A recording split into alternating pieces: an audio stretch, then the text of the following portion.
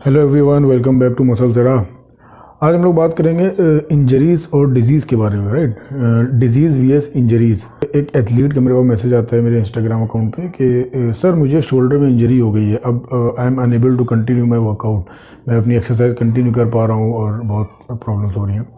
तो देखिए, डिजीज़ और इंजरीज़ दोनों में क्या डिफरेंस है, यहाँ से हम लोग स्टार्ट करते हैं। तो इंजरीज़ के बारे में बाद में देखते हैं, पहले छोटा सा डिजीज़ समझ लेते हैं। डिजीज़ क्या होती है।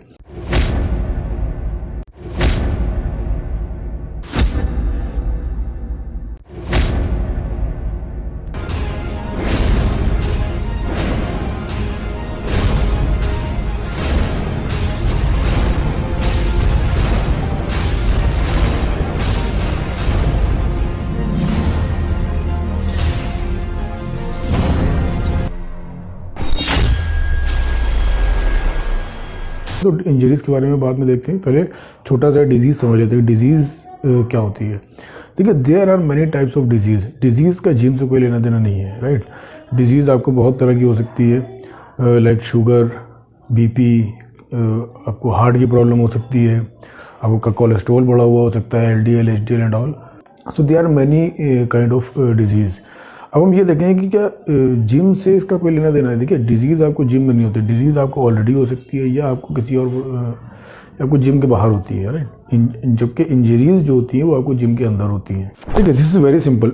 डिजीज़ जो होती है ये आपको वर्कआउट से नहीं होती है, आपकी एक्सरसाइज करने से, जिम जाने से आपको नहीं होती है ये। हाँ, बट डिजीज़ क्या है कि ये वर्कआउट से ट्रिगर हो सकती है, राइट। बहुत सारी चीज़ों में, बहुत सारी डिजीज़ में वर्कआउट आपके लिए बेनिफिशियल भी है, बहुत सारे डिजीज़ में आपको वर्कआउट से डिसएडवांटेज मिलता है, नॉन बेनिफिशियल है आपके लिए। लाइक अगर आपको हार्ट की प्रॉब्लम है तो वर्कआउट आपके लिए प्रॉब्लम क्रिएट कर सकता है, राइट। आपकी प्रॉब्लम ट्रिगर हो सकती है, आपकी डिजीज़ ट्रिगर हो सकती है। अगर आपको शुगर है, डायबिटिक हो आप, तो ये इसके लिए आपके लिए बेनिफिशियल है वर्कआउट, राइट। अगर आप जिम जाते हो शुगर लेवल उससे कंट्रोल होता है। सो डिजीज़ जिम जाने से नहीं होती, डिजीज़ ट्रिगर हो सकती है वर्कआउट करने से, राइट। इससे ज़्यादा हम लोग बात नहीं करेंगे डिजीज़ के बारे में, हम लोग बात करते हैं इंजरीज़ के बारे में। फिर भी अगर आपको डिजीज़ के बारे में ज़्यादा इन्फॉर्मेशन चाहिए तो आप मुझे कमेंट सेक्शन में कमेंट कर सकते हैं, इंस्टाग्राम पे आप मुझे मैसेज डाल सकते हैं। मैं आपको डिटेल में डिजीज़ के बारे में इंफॉर्मेशन की एक वीडियो बना कर दे देता हूँ, राइट। बाकी फिर भी अगर जैसे मैंने आपको बताया कि एक्सरसाइज करने से ट्रिगर हो सकती है, तो आपको मालूम होना चाहिए। आप सोचे अगर मुझे पहले से कोई डिजीज़ है, मैं वर्कआउट करने गया तो वो ट्रिगर हो सकती है, तो बेसिकली तो हमें अंदाज़ा हो जाता है। बट फिर भी आप जब वर्कआउट करने जिम ज्वाइन करते हैं उससे पहले आपको अपना एक चेकअप करा लेना चाहिए, बॉडी चेकअप कराना चाहिए ऑब्वियसली। वैसे भी एवरी 6 मंथ हमको बॉडी चेकअप अपना कराना ही चाहिए, राइट। तो जिम जाने से पहले आप अपना बेसिक चेकअप जो होते हैं, body checkup, full body checkup करा ले और भी अच्छा है। फिर भी अगर आप कुछ चेकअप कराना चाहते हैं, आप लिपिड, KFT, LFT ये सब आप चेकअप करा सकते हैं। तो अब हम देखते हैं इंजरीज़ के बारे में कि इंजरीज़ क्या होती हैं। देखिए, इंजरीज़ बहुत तरह की हो सकती है आपको, बट जिम के अंदर जो देखा गया है वो मसल्स और बोन्स की इंजरीज ज़्यादा होती हैं। तो ये इंजरीज़ होती कैसी हैं, बोन की हो या मसल्स की, कोई भी इंजरीज आप ले लीजिए। ये इंजरीज़ ओवर वेट उठाने से हो जाता है। ओवर वेट आप मत उठाइए। आपका फॉर्म सही नहीं है, अगर आप एक्सरसाइज कर रहे हैं आपका फॉर्म सही नहीं है तो उससे आपको हो जाता है, राइट। आपका मसल टीयर हो जाता है। देखिए, बेसिकली क्या होता है, जब मसल्स आपका टीयर हो जाता है तो उसके लिए आप क्या कर सकते हो, आपको रेस्ट करना पड़ेगा। उसके लिए कुछ टाइम आप जब रेस्ट करेंगे मसल अपने आप रिकवर करता है। अगर वो रिकवर नहीं हो पा रहा है, ज़्यादा ही आपको इंजरी है, तो उसके लिए आपको डॉक्टर को कंसल्ट करना पड़ेगा। फिर भी अगर थोड़ी बहुत इंजरीज होती रहती है, मसल टीयर हो जाता है, तो वो अपने आप बॉडी रिकवर कर लेती है। डिपेंड करता है आपके एज फैक्टर पे भी, आपकी बॉडी किस स्पीड में रिकवर कर रही है, राइट। दूसरा आता है बोन इंजरीज। बोन इंजरीज क्या होती है, बोन इंजरीज में ऐसे नहीं है। बोन इंजरीज अगर आपको होती है तो उसमें आप एक्सरसाइज कंटिन्यू कर सकते हैं, आपको फ़ौरन रोकने की ज़रूरत नहीं है। बहुत सीवियर अगर आपको इंजरी है तो यू विल ऑब्वियसली आप कुछ लिफ्ट ही नहीं कर पाएंगे।